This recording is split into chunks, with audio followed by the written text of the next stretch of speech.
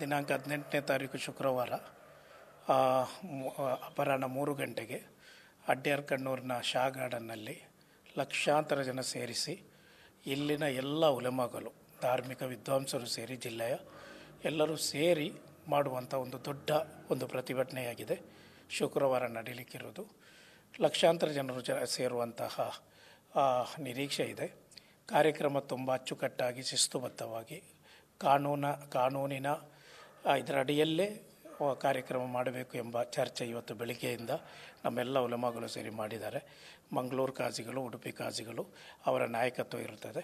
ಸಂಪೂರ್ಣವಾದ ಉಲಮಾಗಳ ಮಾರ್ಗನಿರ್ದೇಶನ ಅವರ ಅದೇ ರೀತಿ ಅವರ ನೋಟದಲ್ಲೇ ಈ ಕಾರ್ಯಕ್ರಮ ನಡೆಯುತ್ತದೆ.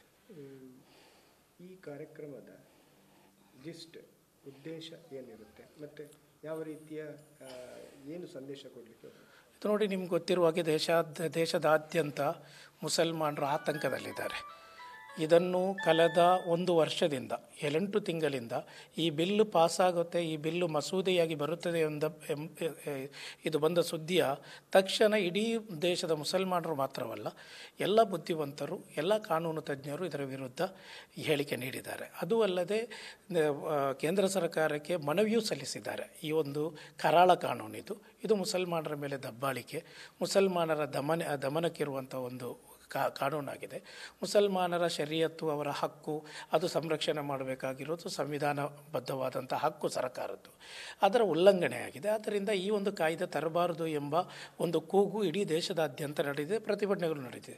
ಆದರೂ ಹಠಕ್ಕೆ ಬಿದ್ದಂತೆ ಅದು ಮುಸಲ್ಮಾನರ ವಕ್ಫ್ ಬೋರ್ಡಿಗೆ, ಅದೇ ರೀತಿ ವಕ್ಫ್ ಆಸ್ತಿಗಳಿಗೆ ಲಗಾಮ ಹಾಕಲೇಬೇಕೆಂಬ ಒಂದು ತೀರ್ಮಾನಕ್ಕೆ ಬಂದು ಈಗಾಗಲೇ ಕಾಯ್ದೆಯನ್ನು ಮಾಡಿದ್ದಾರೆ. ಈ ಕಾಯ್ದೆ ವಿರುದ್ಧ ನಮಗೀಗ ಸುಪ್ರೀಂ ಕೋರ್ಟ್ನ ಮೇಲೆ ನಮಗೆ ನಂಬಿಕೆ ಇದೆ. ಸುಪ್ರೀಂ ಕೋರ್ಟ್ನ ಕದ ತಟ್ಟಿದ್ದೀವಿ. ಆ ಸುಪ್ರೀಂ ಕೋರ್ಟ್ನ ತೀರ್ಪು ಬರುವುದರೊಂದಿಗೆ ಇಡೀ ದೇಶದಾದ್ಯಂತ ಮುಸಲ್ಮಾನರಿಗಿರುವಂಥ ಆಕ್ರೋಶವನ್ನು ಕಾನೂನು ರೀತಿಯಲ್ಲಿ ನಾವು ಪ್ರತಿಭಟನೆ, ನಮ್ಮ ಹಕ್ಕು, ಆ ಪ್ರತಿಭಟನೆ ಮಾಡೋಕ್ಕೆ ನಮ್ಮೆಲ್ಲ ಉಲಮಾಗಳು ಒಟ್ಟಾಗಿದ್ದೇವೆ. ಈಗ ಈ ಪ್ರತಿಭಟನೆಯಲ್ಲಿ ಎಷ್ಟು ಜನ ಸೇರ್ತಾರೆ? ಲಕ್ಷಾಂತರ ಜನರು ಸೇರುವಂತಹ ಒಂದು ಕಾರ್ಯಕ್ರಮ ಇದು. ಇಡೀ ನಮ್ಮ ಮಂಗಳೂರಿನ ಇತಿಹಾಸದಲ್ಲೇ ಒಂದು ದೊಡ್ಡದಾದಂಥ ಮೀಲಿಗಲ್ಲಾಗುವಂಥ ಸಾಧ್ಯತೆ ಇದೆ. ಈಗಾಗಲೇ ದೊಡ್ಡದಾದಂತಹ ರೆಸ್ಪಾನ್ಸ್ ನಮ್ಮ ಇಡೀ ಮೊಹಲ್ಲಾಗಳಿಂದೆಲ್ಲ ಮಸೀದಿಗಳಲ್ಲಿ ಬರ್ತಾ ಇದೆ. ಏಕೆಂದರೆ ನಮ್ಮ ಆಕ್ರೋಶ ಮಾತ್ರ ಅಲ್ಲ, ಇದು ಮುಸಲ್ಮಾನರ ದಮನಕ್ಕೆ, ಮುಸಲ್ಮಾನರನ್ನು ಹೇಗಾದರೂ ಮಾಡಿ ಮುಸಲ್ಮಾನರ ಆಸ್ತಿಗಳನ್ನು ನಾವು ಬಿಡುವುದಿಲ್ಲ ಎಂಬ ಒಂದು ಇದಕ್ಕೆ ಕೇಂದ್ರ ಸರ್ಕಾರ ಬಂದಿರುವುದರಿಂದ ಇದರ ವಿರುದ್ಧ ಸೆಟೆದೇಳುವಂಥ, ಇದರ ವಿರುದ್ಧ ಕಾನೂನು ಹೋರಾಟ ಮಾಡಬೇಕಂತ ಅಗತ್ಯ ನಮಗೆ ಬಂದಿದೆ. ಆದ್ದರಿಂದಲೇ ಕಾನೂನು ಹೋರಾಟ 2 ಮಜಲುಗಳಲ್ಲಿ ಬರುತ್ತದೆ. ಒಂದು ಸುಪ್ರೀಂ ಕೋರ್ಟಿಗೆ ಈಗಾಗಲೇ ಕದ ತಟ್ಟಿದ್ದೀವಿ, ಮತ್ತೊಂದು ಪ್ರತಿಭಟನೆ, ಅದು ನಮ್ಮ ಅಸ್ತ್ರ. ಈಗ ಪ್ರತಿಭಟನೆಯಲ್ಲಿ ಯಾವೆಲ್ಲ ಜಿಲ್ಲೆಗಳಿಂದ ಜನ ಬರ್ತಾರೆ?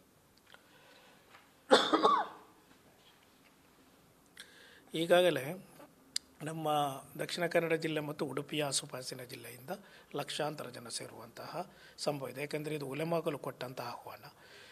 ಈ ಆಹ್ವಾನ ನೀಡಿರುವುದು ಧಾರ್ಮಿಕ ವಿದ್ವಾಂಸರು, ಎಲ್ಲ ವಿದ್ವಾಂಸರು ಒಟ್ಟಾಗಿದ್ದಾರೆ ಜಿಲ್ಲೆಯ.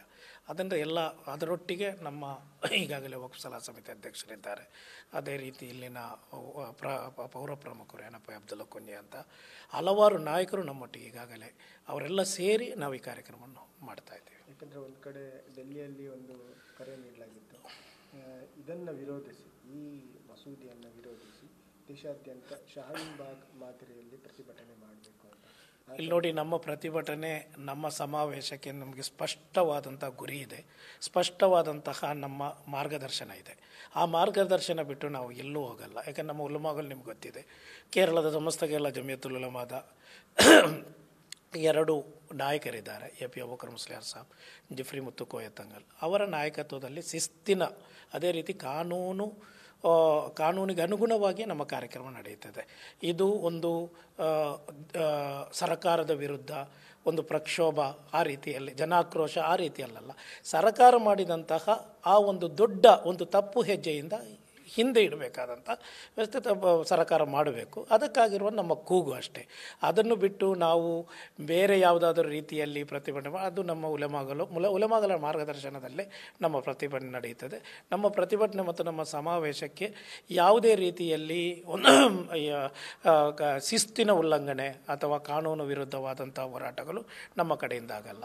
ಏನಿದ್ದರೂ ದೇಶದ ಕಾನೂನನ್ನು ಕೈಗೆತ್ತಿಕೊಳ್ಳುವಂಥ ಕೆಲಸಗಳು ನಮ್ಮ ಕಡೆಯಿಂದ ಆಗಲ್ಲ.